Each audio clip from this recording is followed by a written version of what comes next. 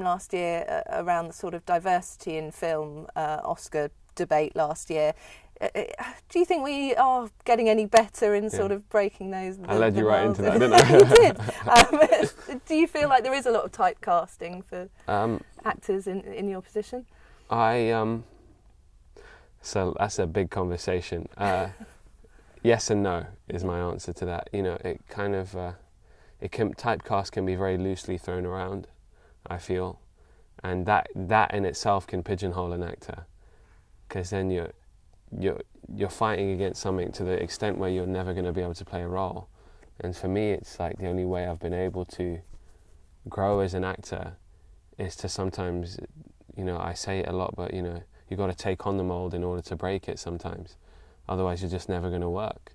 And also, you know, you don't want to be, you know, you don't want to be attacked for playing who you are sometimes. Like, I'm a British Asian, so, you know, when the dialogue is like, oh, he's just playing an Indian guy, you're like, wait a minute, you wouldn't crucify De Niro for playing an Italian, would you?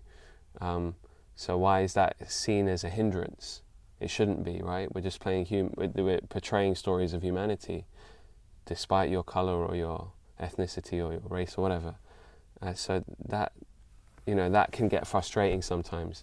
And sometimes, like with a story like this, why I wanted to do it is because, yes, this is about a young boy that got lost on a train in India, but where I step into it, I spent 8 months transforming into an Australian.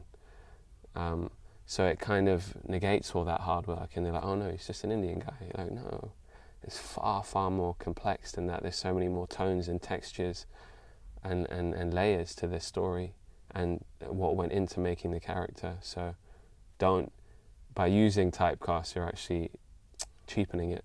Yeah. You know?